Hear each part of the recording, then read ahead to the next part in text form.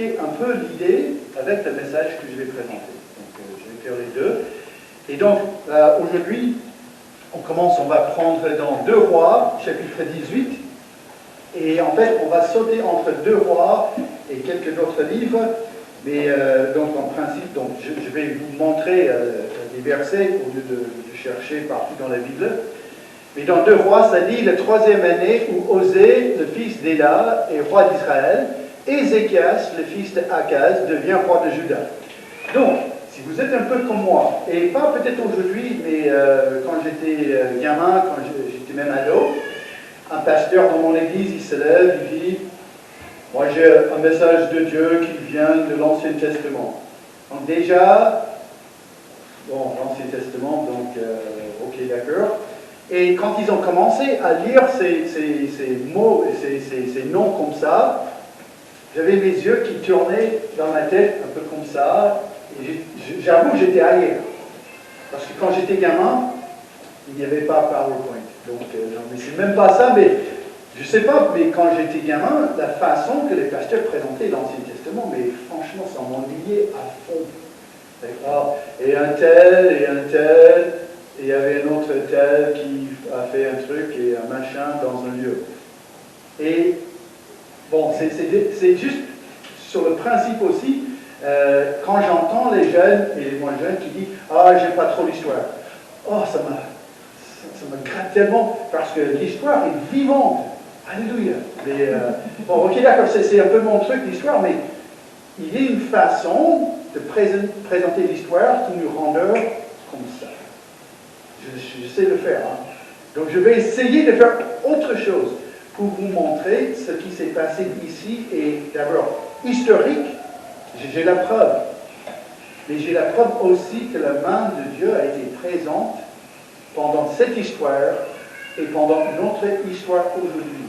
Et c'est ça qui m'intéresse aussi. De voir, est-ce qu'on a le même Dieu avec Ézéchias, qu'on a le même Dieu avec nous aujourd'hui. Donc, ça dit qu'il y a 2 rois, roi d'Israël et roi de Juda.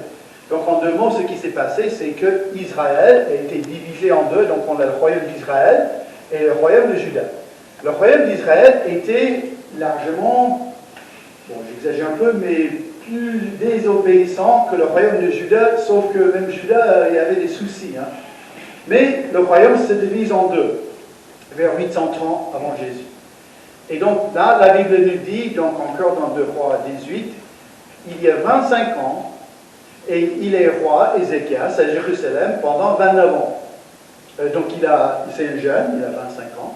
Ézéchias fait ce qui est bien aux yeux du Seigneur. Exactement comme son ancêtre David, Ézéchias était un homme de Dieu qui a fait la volonté de Dieu. Il a fait les choses justes. Il suivait les commandements de Dieu et son cœur était bien placé et c'était quelqu'un qui a fait le bien. Donc, encore, et c'est un détail, mais j'ai une preuve.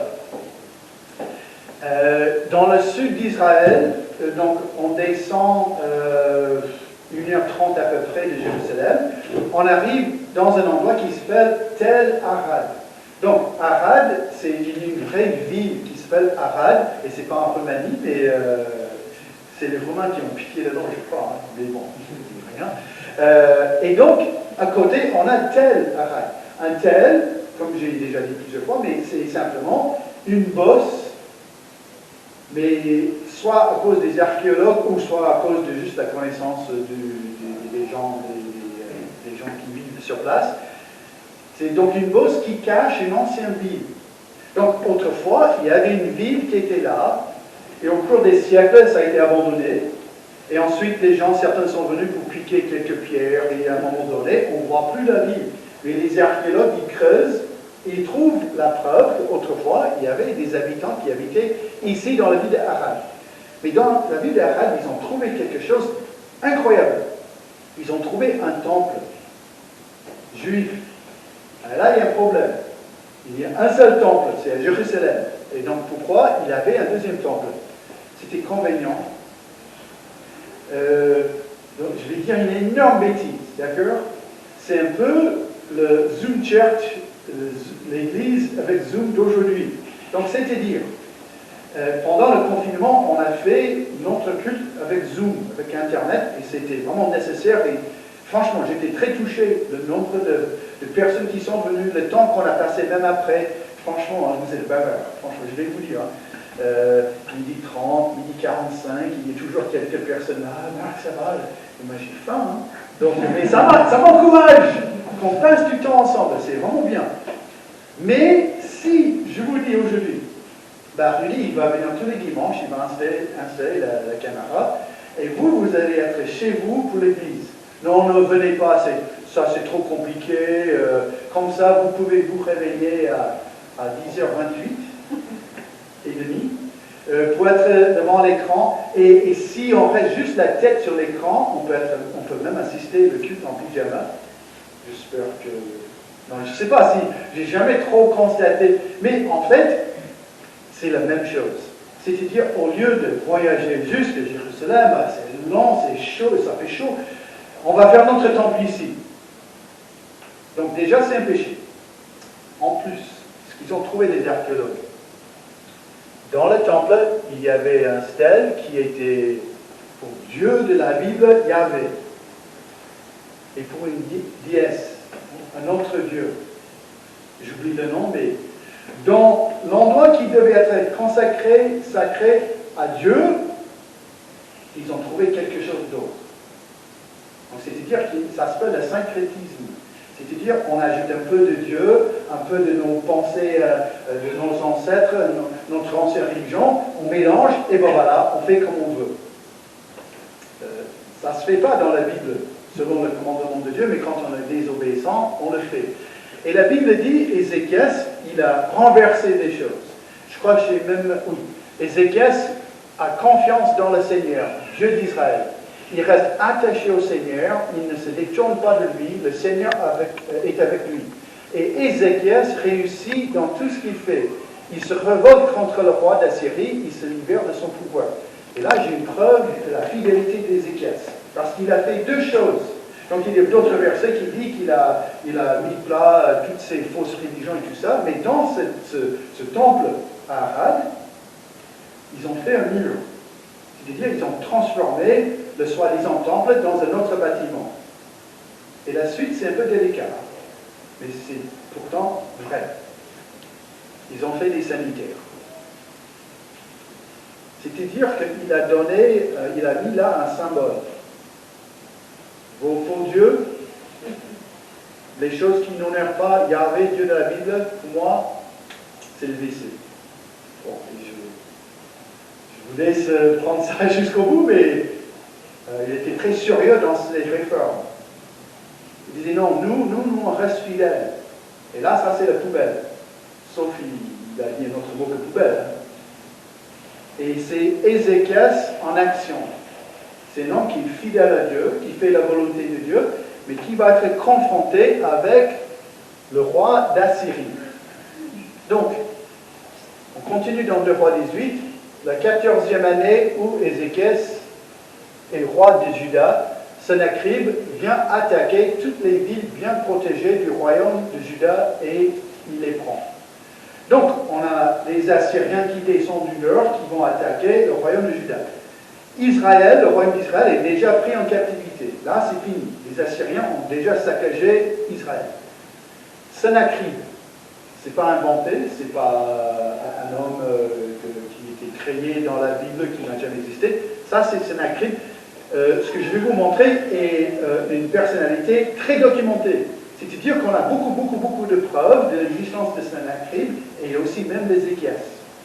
Donc, Sennacherib, donc, il est le roi des Assyriens, il attaque, donc c'est lui sur son trône, et même au musée britannique, ils ont, et j'oublie toujours le nom de cet objet, mais c'est un objet, je suis désolé, il est un nom technique, franchement c'est pas très grand, c'est à peu près comme ça en taille, mais ça décrit toute l'histoire que je vais vous raconter aussi dans la Bible.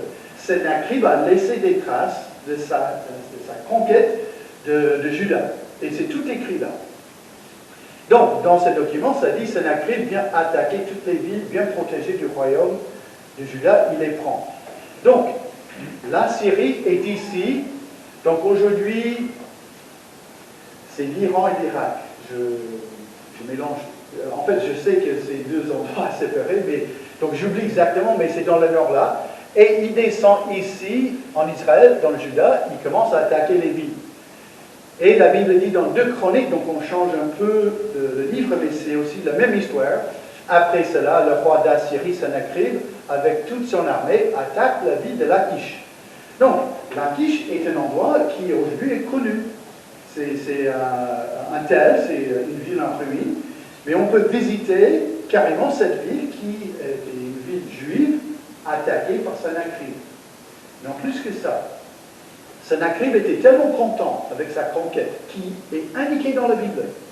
Il a fait, en fait, au lieu de faire le papier peintre, il a fait un espace de graveur. En fait, il a pris la pierre et ils ont gravé l'histoire de sa conquête. Et aujourd'hui, on peut aller à Jérusalem et on peut voir carrément, ça a été trouvé à Babylone, on peut voir cette histoire de Lachish et on peut voir en détail comment la ville était prise par Sennacherib et son armée. Donc, il descend ici, il prend Lachish qui est là, et après, il va attaquer la ville de Jérusalem. Et là, c'est à Jérusalem, c'est le musée d'Israël. On peut visiter. Et en fait, quand on entre dans cette pièce-là, on voit Sennacherib qui est là, écrit juste à côté, il dit Sennacherib, le puissant roi, roi de la terre d'Assyrie, assis sur le trône du jugement, devant la cité de Lachish. Je donne la permission pour son massacre. Et c'est ce qui est indiqué dans la Bible, que Sennacherib va attaquer cette ville. Alors, son massacre, alors ça veut dire quoi? Ça veut dire d'abord, il a son armée qui approche la ville, qui va assiéger la ville, soit pour éventuellement attaquer la ville, ou il a le temps. Il peut attendre autant qu'il veut, jusqu'il n'y a plus de nourriture, plus d'eau dans la ville, et les gens vont mourir d'une manière ou d'autre. Ensuite, ils ont fait des machines, comme ici, pour attaquer, pour lancer des pierres, pour lancer les flèches et tout ça. Et jusque-là, on dit, ok, d'accord, son massacre, mais bon, ça c'est 3/4 des films de guerre, c'est ça. Hein, les soldats attaquent, les soldats tirent, mais ça c'est juste l'attaque. Le massacre, c'est toujours après. Ou, qu'est-ce que j'ai mis là? Je suis désolé. Ah oui, voilà. Donc, ici, c'est les Juifs qui sont d'abord, vous excusez, mais les vêtements sont enlevés. Donc c'est l'humiliation. Ensuite, ils sont obligés de se prosterner devant le roi. Encore, ça ne me tente pas. Hein, je n'ai pas trop envie de faire ça. Et encore, ce n'est pas exactement un massacre. Sauf, après, il s'est humilié devant le roi. Tous les simples soldats étaient mis là avec les bras à côté, suspendus dans l'air, et ils ont levé la peau. C'est-à-dire qu'ils ont pris les couteaux, ils ont levé toute la peau. Et après, le soldat était laissé dans le soleil pour mourir. Des milliers de soldats juifs ont été traités comme ça. Et c'est juste un début. Ensuite, pour les soldats qui étaient officiers et d'autres, c'est ça, le soldat suspendu sur... En fait, voilà. J'ai enlevé certaines photos, mais après, ils arrachaient les yeux, ils coupaient les têtes, et il y avait d'autres choses où j'en passe. Et les historiens aujourd'hui qui disent, et tout ce que j'ai lu, j'accepte, que les Assyriens, c'était la pire armée de toute l'histoire. Et quand on comparait Daesh et les Assyriens, Daesh c'est les enfants, c'est rien. Et en fait, dans les années 90, il y avait des archéologues qui cherchaient autour de la ville, ils ont trouvé les grottes remplies de crânes. Parce que les Assyriens, ce qu'ils faisaient, c'est qu'ils faisaient des pyramides de têtes pour montrer à la prochaine ville. Ça vous intéresse de faire la guerre avec nous? Préparez-vous. Hein. Parce que quand on gagne, ça c'est juste le début. Et là, ça s'est fait d'une ville remplie du peuple de Dieu. Les Juifs, c'est indiqué dans la Bible, c'est indiqué dans l'histoire que Sennacherib a laissée. Et donc, ils sont ici à Lachish, et la prochaine ville qui reste dans la conquête de Juda, c'est Jérusalem. Ézéchias est coincé dans cette ville. Et la Bible nous dit encore dans 2 Rois 18, le roi d'Assyrie se trouve à Lachish. De là, il envoie au roi Ézéchias à Jérusalem son général en chef, son chef des armées et son officier supérieur, accompagné d'une armée importante. Donc, il commence, il arrive et il va assiéger la ville de Jérusalem. Et la Bible nous dit, donc, Ésaïe aussi touche cette histoire. Ésaïe était contemporain d'Ézéchias. Mais la Syrie ne voit pas les choses ainsi.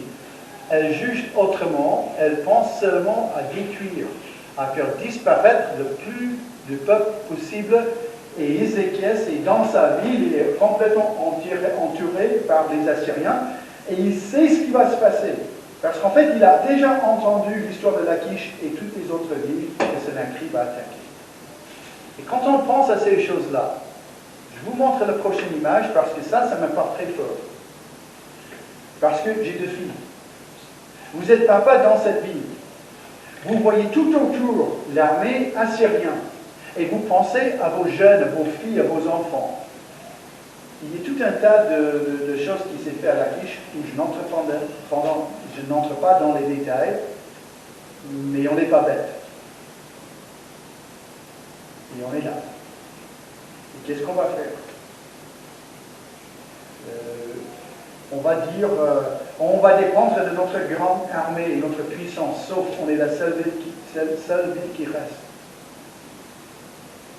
On va essayer de s'échapper, mais il n'y a que des Assyriens autour de nous. Et on pense à nos jeunes, on pense à nos femmes, on pense à notre propre vie. Mais qu'est-ce qu'on va faire? Ézéchias, à ce moment-là, il entre en action. Il commence avec un tunnel. Donc, la Bible nous dit encore dans 2 Rois 18, l'officier supérieur assyrien leur dit: allez porter à Ézéchias ce message du grand roi, le roi d'Assyrie. Tu mets à ta confiance en quoi? Tu crois que des simples paroles remplacent un plan de bataille et de courage pour faire la guerre? En qui est-ce que tu mets ta confiance pour oser te révolter contre moi? Et dans 2 Chroniques, dans passage parallèle, dit: Ézéchias voit que Sennacherib arrive avec l'intention d'attaquer Jérusalem. Il consulte alors ses chefs et ses gardes pour boucher les sources situées en dehors de la ville. Ceux-ci viennent l'aider. Ils se rassemblèrent très nombreux, ils bouchent toutes les sources, en particulier celles qui coulent dans un canal situé sous la terre. En effet, ils se disent: il ne faut pas que les Assyriens trouvent beaucoup d'eau en arrivant.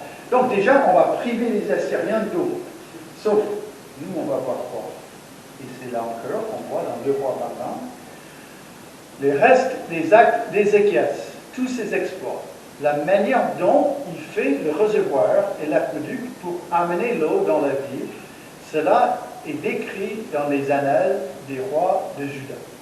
Donc, il a tout simplement creusé un tunnel qu'on voit ici, qui commence à une source et qui entre dans la ville de Jérusalem.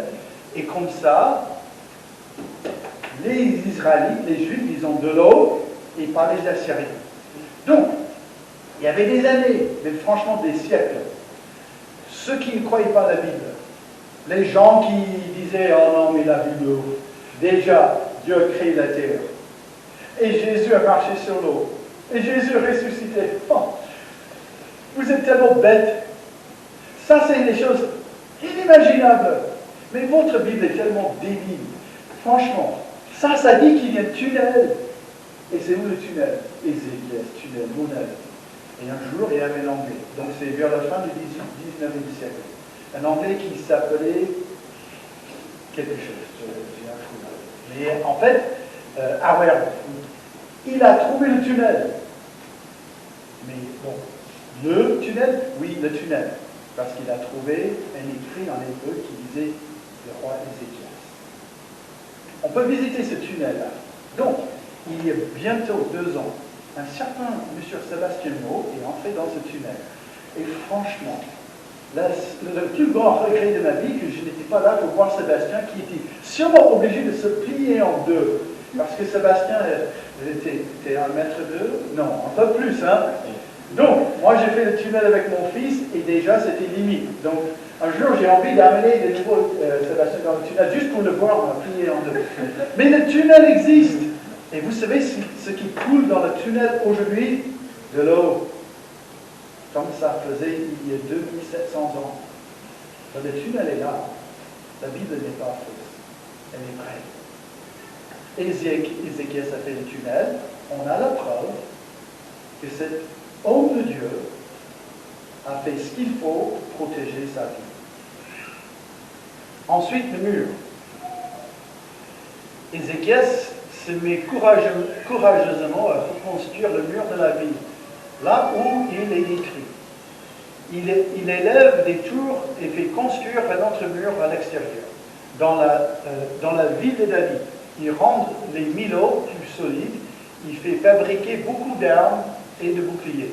Et encore, les gens qui ne croient pas à la Bible, même aujourd'hui, oh, le mur, monnaie, c'est où? Et un jour, à Jérusalem, ils creusaient pour, je ne sais pas quoi, pour faire construire quelque chose. Ils ont trouvé le mur. Et c'est là. C'est pile poil le mur qu'Ézéchias a fait. Et là, vous vous dites, oui d'accord, mais ça a été indiqué aussi avec un panneau, le mur de Ézéchias. Non, c'est mieux que ça. Ils creusaient, ils cherchaient, et ça fait pas très longtemps, hein, ça fait à peine moins que 10 ans. Hein. Ils ont trouvé ça. C'est un sceau. C'est quelque chose qu'on tampon pour dire officiellement, c'est comme autrefois avec les rois de France. Hein. On tampon avec le cire, et voilà, ça indique que ça vient d'Henri IV, ça vient de Louis XVI. Et ça dit quoi? Sans blaguer, hein. Roi Ézéchias. Ça dit littéralement. Et où est-ce qu'ils ont trouvé ça? Dans le mur que Ézéchias a fait. C'est lui qui a ordonné, c'est lui qui a commandé, c'est lui qui a dit il faut qu'on fasse le mur ici. Ils ont trouvé, et donc ils ont fait tous les tests possibles. Ça date de l'époque d'Ézéchias. Et ça dit qu'Ézéchias est là. Et ça donne quoi comme preuve? Que la Bible dit qu'Ézéchias a fait un mur, et bizarrement, qu'est-ce qu'on trouve? Le mur avec un sceau d'Ézéchias. Donc Ézéchias, fils d'Azaz, roi de Juda. Ensuite, une allégeance. La Bible nous dit, donc toujours dans 2 Rois 18, tu mets ta confiance dans l'Égypte. Ce roseau cassé qui perce la main de celui qui s'appuie sur lui. Oui, le pharaon, roi d'Égypte, est comme ce roseau cassé pour tous ceux qui mettent leur confiance en lui. Donc, en fait, cette partie de l'histoire, ça devient un peu compliqué, donc je vais donner 30 secondes et on va passer à autre chose. Et pourtant, ce qui s'est fait, c'est que Ézéchias regardait pour tester un peu, pour voir s'il pouvait trouver quelqu'un avec lui pour faire face contre le roi d'Assyrie et l'armée assyrienne. Et il a trouvé l'Égypte qui était aussi, donc c'est un peu l'ennemi de mon ennemi, c'est mon ami. Le problème, c'est éventuellement, on va voir que ce n'était pas biblique. Il n'a pas mis complètement sa confiance en Dieu, il a cherché plutôt de faire une alliance avec Égypte. Et je n'ai pas mis des photos, mais on a aussi des preuves où il y a un contrat qui existe, un écrit, qui montre que ça existait, cette alliance entre Ézéchias et l'Égypte. Mais finalement, ce n'était pas la volonté de Dieu. On voit dans le prochain chapitre là. Mais le roi d'Assyrie entend dire que l'Éthiopien Tirhaka, roi d'Égypte, vient l'attaquer. En recevant cette nouvelle, Sennacherib envoie de nouveau des messagers à Ézéchias. Et finalement, Et historiquement, on ne sait pas pourquoi cette attaque d'Égypte n'a pas marché, mais finalement, Dieu n'a pas permis l'Égypte d'entrer en action pour aider Ézéchias. Donc le Seigneur déclare, quel malheur pour vous, enfants désobéissants. Vous faites des projets qui ne viennent pas de moi. Vous passez des accords contraires à ce que je veux. Vous ajoutez une faute à l'autre. Vous vous mettez en route pour l'Égypte. Mais vous ne m'avez pas demandé mon avis. Vous voulez que le roi d'Égypte vous protège et vous cherchez l'abri à l'ombre de son pays. Donc, Ézéchias est là aussi repris. Il n'a pas fait la volonté de Dieu. Mais, en tout cas, menacé de mort. Et puis, Ézéchias s'est mis en action. Il a fait le tunnel. Et on ne voit rien dans la Bible qui dit que ça a été contre la volonté de Dieu. Il fait le mur pour protéger la ville. Il entre en contact avec l'Égypte et c'est pas bon. Et en même temps, il cherchait à sauver sa ville, sauver la vie de ses sujets. Mais il reste une chose qu'il n'a pas fait tout de suite. Et c'était une bêtise. C'est pas bien ce qu'il a fait. Mais quand il était confronté avec sa faute, il se répandit parce que, comme on a déjà vu, il est un roi obéissant. Il fait du bien devant les yeux du Seigneur. Ézéchias, il arrive au quatrième chose, la prière. Il prie. Donc, encore dans 2 Rois 19, Ézéchias prit la lettre de la main des messagers et la lut. Donc, c'est la menace du roi d'Assur. Puis, il monta à la maison de l'Éternel et la déroula devant l'Éternel. Il lui adressa cette prière. Et on va voir le résultat. Il prie. Il demande l'aide de Dieu pour que Dieu puisse sauver sa vie. Donc, il a fait le nécessaire. Il n'est pas feignant. Il n'est pas bête non plus. Le tunnel, le mur, il veut protéger sa vie, mais après il a tout mis sur place. Il prie. Et là, avant qu'on touche le résultat, je vais vous expliquer l'exposition en 2 mots. Avant le confinement, avant Covid, on a fait une réunion, il me semble que c'était janvier, où on a parlé de l'évangélisation pour Pâques et l'évangélisation pendant le Tour de France. Bon, Pâques, c'était Pâques Zoom. Hein. Que faire hein. Franchement, pour être très honnête, j'étais vraiment déçu. Déçu, pas abattu, mais j'étais triste. Parce que vraiment, on avait mis en place des choses fantastiques, mais 3 jours, 4, au moins 3 jours. 3 jours. Avec un pique-nique pour inviter le public, pour faire aussi le culte ensemble. En tout cas, on était vraiment prêts. Et Dieu a décidé de faire autrement. Le Tour de France, il n'y avait rien. Donc, on arrive début mois d'août. Et ça a été promis, c'est sûr que le Tour de France, ça va se faire cette année. Aucun problème. Et pile poil, quand ça a été annoncé, moi je me suis trouvé entre 2 semaines de camp que j'ai fait à Matania et une semaine que j'ai fait avec Denise et Alissa au camp de famille de Matania. Il y avait tout ça qui s'est fait. Après, bon, je n'entre pas du tout dans les détails, mais au retour du camp de famille, il y avait 3 cm d'eau dans le sous-sol. Donc je vais laisser mon fils expliquer ce qui s'est passé. Non, je blague. Il a fait une petite bêtise, c'est pas grave. Et donc, je me suis dit, bon, j'ai tout ça, bon, Tour de France, tant pis. Mais le Seigneur travaille dans mon cœur. On a la possibilité quand même d'inviter nos amis, nos proches, un peu le quartier, à voir quelque chose qui est quand même assez intéressant. C'est-à-dire la vie de Major Taylor, qui était un cycliste noir américain qui a fait face contre un niveau de racisme horrible. Et en fait, pour échapper au racisme, il est venu en France pour faire le vélo. Mais, en fait, si ça vous intéresse à venir, on va présenter avec des images PowerPoint sa vraie force. La seule façon qu'il a surmonté le racisme, sa foi en Jésus. Et c'est aussi cette foi qui l'a poussé à prier avant chaque course.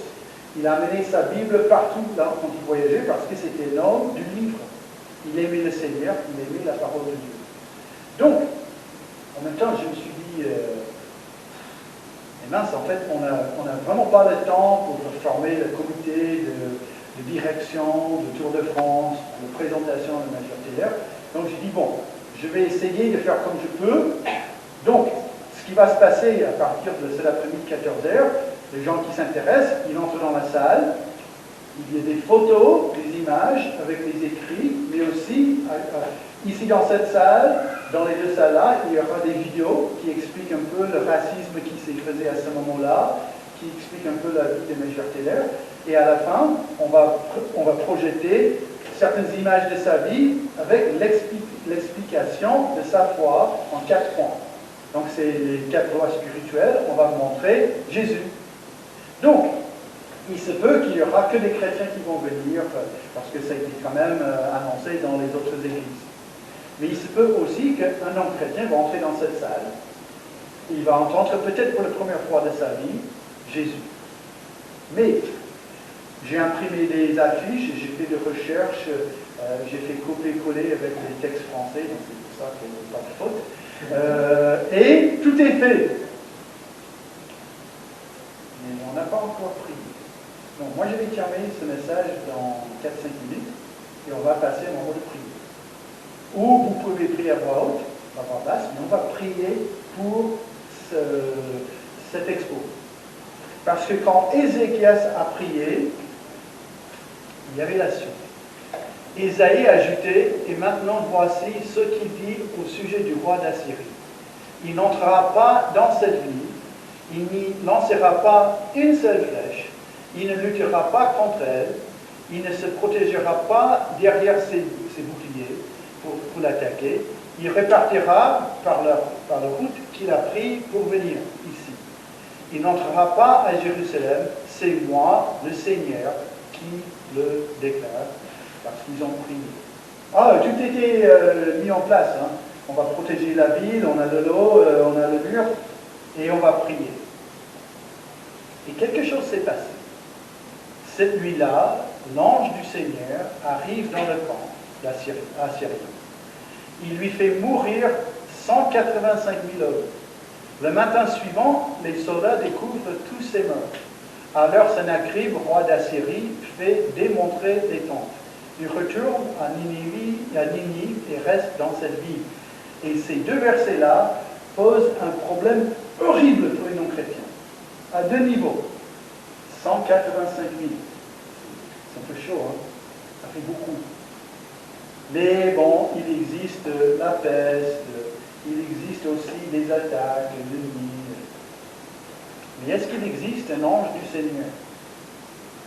Et pour le non-chrétien, pour le non-croyant, qui a une grosse tête, qui connaît l'archéologie, qui connaît sa Bible, là, ça pose un gros problème. Parce que ça s'appelle un miracle que Dieu a fait là. Et donc, vous cherchez sur Internet, hein, il y a tout un tas d'écrits comment ça c'est impossible. Sauf, voilà le problème pour moi. Ils ont trouvé le sceau avec le nom Ézéchias. Ils ont trouvé aussi le mur qui explique l'affiche. Ils ont trouvé le tunnel.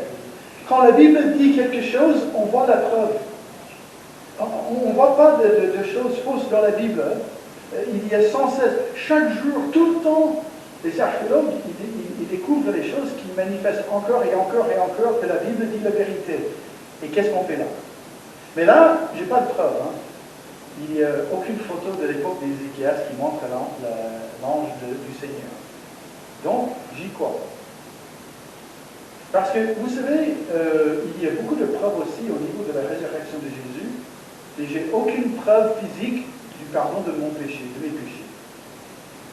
Mais j'accepte parce que je vois tellement d'autres preuves qui manifestent qu'il y a quelque chose dans cette parole, et le Saint-Esprit m'a convaincu de ce fait.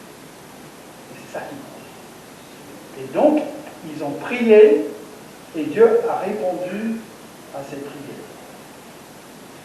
Donc, à travers l'histoire, ils ont essayé de montrer comment ça s'est fait. Donc, bon, j'ai quelques doutes que l'ange du Seigneur, c'est exactement ça, mais au Moyen-Âge... Donc, 185 000 frappés. Les deux mots ont terminé ce message. D'abord, ça. C'est l'objet, c'est l'écrit de Sennacherib. Et encore, ça, on a l'image comme ça. C'est juste comme ça. Et dans cet écrit, ça dit, donc c'est une citation de Sennacherib. Quant à Ézéchias de Juda, il ne s'était pas plié sous mon joug. 46 de ces villes, je les ai prises. Je l'ai enfermé à Jérusalem comme l'oiseau dans sa cage. Point. Et le document est terminé. Il n'a jamais dit rien. Il y a un gros problème avec ça. Qu'est-ce qu'il a fait quand il a fait la conquête de Lachish, qui était beaucoup moins grande que Jérusalem? Il a fait tout un mur pour montrer, me voilà, mes conquêtes, gloire à moi, je suis vraiment quelqu'un. Là, il fait sur un petit document, je l'ai, c'est comme un oiseau dans un cage, et je vais l'étrangler. Plus rien. Comment ce roi qui était connu pour ses conquêtes a pu ensuite ne rien dire? Peut-être qu'il a perdu 185 000 soldats, il se peut. Hein. En tout cas, c'est phénoménal, pas un mot. Zéro. Mais 0 de 0, il n'a jamais avoué, il n'a jamais écrit rien de ce qui s'est passé. Mais plus que ça. Ensuite, il fait cette prière. Et c'est ça qui compte. Parce que franchement, à la fin, Sennacherib, mais toi, Seigneur, notre Dieu, sauve du pouvoir de Sennacherib. Alors, tous les royaumes de la terre seront, Seigneur, que toi seul, tu es Dieu. C'est pour ça qu'ils ont prié. C'est pour ça que Dieu a fait la conquête de Sennacherib. Pour manifester la puissance et la gloire de Dieu. Et quand vous avez un problème, et quand vous êtes coincé devant l'ennemi, priez. Priez sans cesse. Parce que Dieu répond à nos prières. Dieu manifeste qu'il a répondu à la prière d'Ézéchias. Et Dieu répond à nos prières aujourd'hui. Il faut qu'on fasse des choses. Il faut qu'on fasse nos murs et nos tunnels. Il faut qu'on fasse les projets. Il faut qu'on entre en action. Et quand on est entré en action, on prend un temps et on dit stop, on va prier. Là, midi, il faut manger. Sauf que vous êtes sage et vous faites un régime. Il faut manger, hein. Donc, quelqu'un dans la maison va faire manger. Soit maman ou papa, ou deux garçons, par exemple. Et vous allez faire quelque chose. Ou sinon, 36, 15, 2000. Hein, je ne sais pas, c'est pas mon problème. Hein, mais, et on fait la cuisine ou on achète un McDo. Il ne faut pas l'acheter. Et qu'est-ce qu'on fait après? On mange? Non, on prie. Non, mais sérieusement, on fait à manger et on dit merci. Demain, vous êtes confronté avec un problème au travail. Un gros problème. C'est un collègue qui, finalement, ça craque. Hein. On ne peut plus accepter ce problème. Donc, on parle avec le collègue, on parle avec le patron, on cherche à résoudre le problème et on prie. Ce qui montre là, c'est la solution de toute la vie. On entre en action, on fait la volonté de Dieu, on est quelqu'un qui bouge. Et on prie. Quand on oublie à prier, c'est à ce moment-là, on tombe en difficulté. Et quand on prie, c'est pourquoi? C'est que tous les royaumes de la terre seront seigneurs, que toi seul, tu es Dieu. Donc, l'exposition. Ça m'a pris un peu de temps, et ce n'était pas fatal. Et pourquoi je veux que quelqu'un vienne ici pour voir ces images? Il faut dire à la fin, oh, merde, tu sais, hein, tu es vraiment doué pour mettre les oui. Et tu sais, Marc, tu sais vraiment comment imprimer les choses. Ah, Marc est vraiment doué. Peut-être pas. Hein. Ce n'est pas exactement au niveau du Louvre, hein, cette présentation-là.